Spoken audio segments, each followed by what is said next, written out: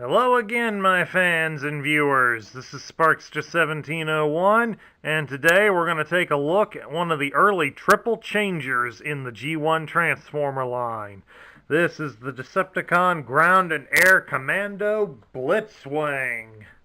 Blitzwing was available in 1985 and was also sold in 1986. He would be discontinued in 1987, and we really didn't get a replacement character for him.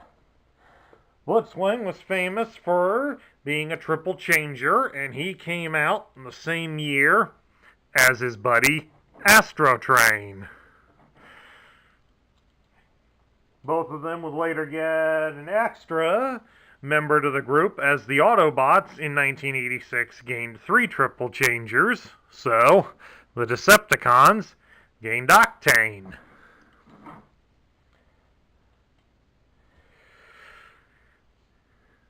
We'll take a quick look here at Blitzwing's articulation, mainly because it is very, very limited.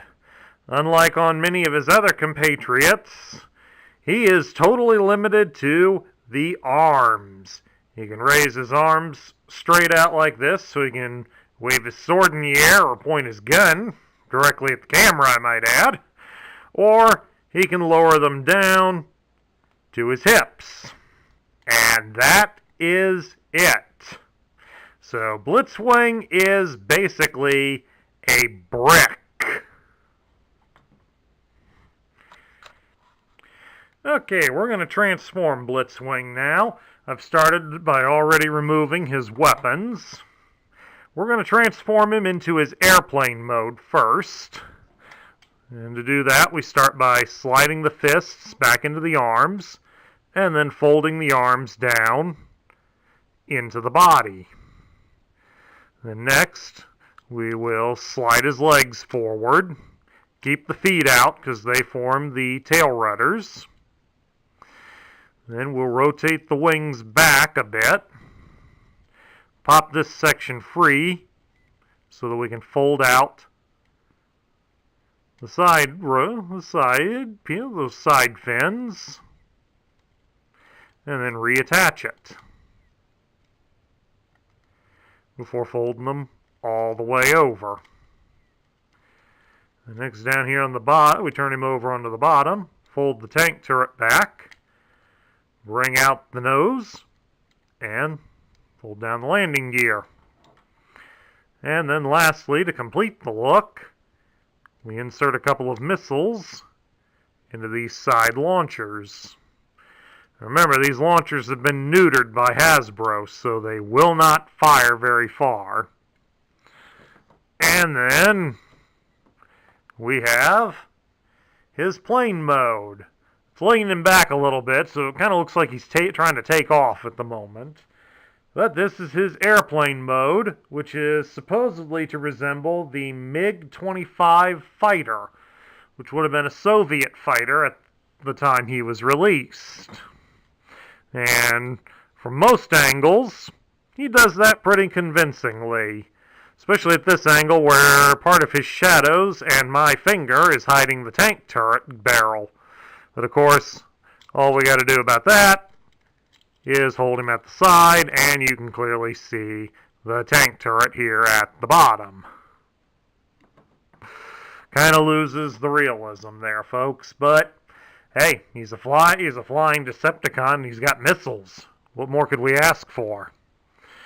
Now, change him into the tank. The first thing we do is hit these little tan buttons underneath, pop the missiles out. As you can see, they'll just drop out pretty easily. Get out of here, guys. Fold up the landing gear, and then fold the nose in. Keep the tank turret back so it'll go in all the way.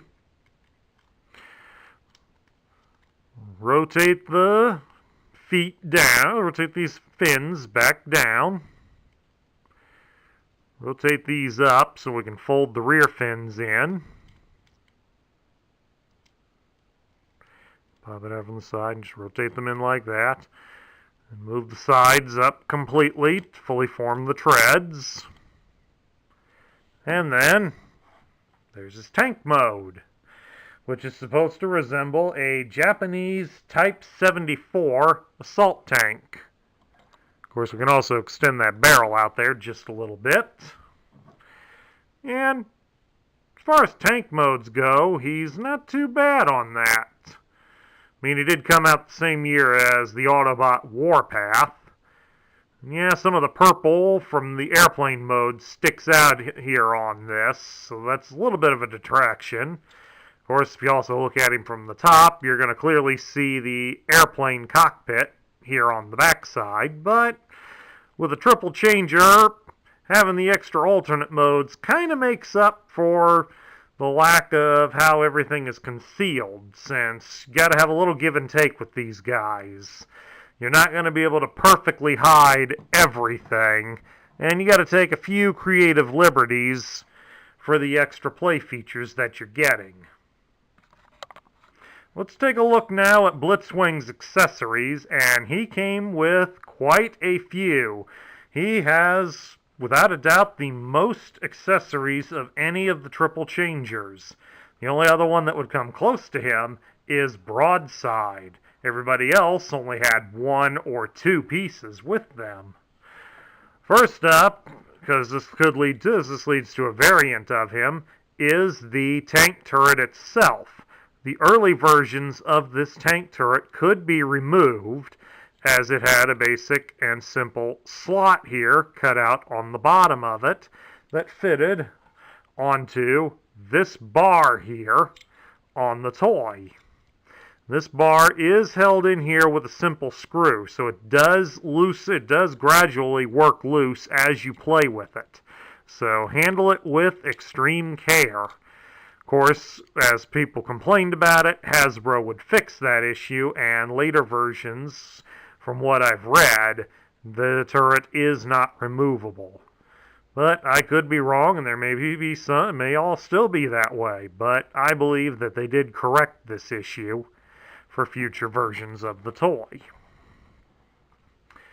We also have here his gun, which is described in the instructions as a gyro blaster rifle.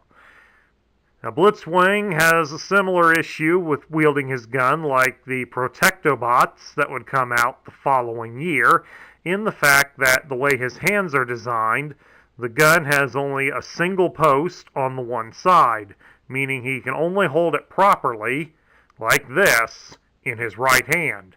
If he's holding it in his left hand, it's got the sight on the bottom of the gun instead of up at the top. But then again, some people may prefer it like this. I don't know. What's your take on it, fans? He also has another weapon in the form of his sword, which is listed as an Electron Scimitar. Now, Scimitar, I believe, is a sword that has a much more curved blade on it than what this thing does. So, not really sure why they went with calling it a scimitar instead of just calling it a sword or a saber or something. And it has a single post here at the bottom, which goes well with how his hands are designed, but it just kind of looks dumb. So, that way it kind of looks like he's holding it right, and since he can hold it in either hand, there's not really any preference to it. But it gives you a feeling he might be sort of ambidextrous, since he can hold both a sword and a gun at the same time. He might be able to use both like that. And lastly, he comes with 3 of these concussion missiles. And as you can see here, with the way I'm holding them, these things are awfully tiny here. You can see here's my pinky finger laying over it, and it just barely goes a little more than a third of the way down. So these are very tiny missiles here, and they are very hard to find on the market naturally. But here's a little trick for some of you who might be looking to get yourself a Blitzwing. The missiles do not impede the transformation process. So let me show you here. We just open up one of the wings here. You stick the missile inside and take a look here. See how it goes in there? And with this deep hole in here, it can be swung in, and it's in there connected, and it is in there solid and snug. So you can store 2 of the 3 missiles inside Blitzwing. So if you happen to find one loose on the market, always check that out. Here's up here, these little tan buttons on this purple field. That's what fires them. So go ahead, open it up, and hit that to see if there's a missile in there. You might get lucky and not have to find as many of them loose, or in the case of me, when I eventually got mine completed, I ended up with a surplus of missiles because of that feature. Okay, let's take a look now at Blitzwing's instructions, and his instructions were done up in the new style introduced in 1985, where they mainly used black and white ink and would use purple or red to denote the toy's faction. In this case, it's purple, saying he's a Decepticon. Never mind the fact that down here next to his name, they list Evil Decepticon on there. I guess that was for if you were illiterate or something. We open it up here, and it shows that he would have been packaged in the box in tank mode, and shows all of his pieces. And then it starts to show how to transform him from the tank into the airplane. A little bit differently than what I did, but hey, nobody's perfect. Right here on this, it tells you that the missile launchers are designed only to hold the missiles. Therefore, propulsion will be very weak, if at all. That's why when I launched them out, you saw that I had him pointing downwards. Hit the release button, let gravity do the rest. And then now it starts. Remove the missiles to change him into the robot. Which we'll flip it over here, and goes through the rather lengthy and complex process to turn him into a robot. Mount his weapons, and then lastly, put the stickers all over the airplane mode, and a couple extra on the tank. Then on the last page we have how to work the rub sign, and message on collecting the robot points, and how to read the tech specs, since he would have come with a decoder. So now we'll take a look here at Blitzwing's tech spec, and this would have been featured just on the back of the box. There's nothing on it except on the back of it except for just blank cardboard from the box.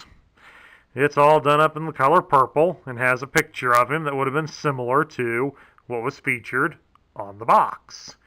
It gives his name as Blitzwing, and it lists here on this his function as Ground and Air Commander, whereas I and many other fans believe that is a typo, since he was being released about a year after Starscream was released, and Starscream was basically the aerospace commander.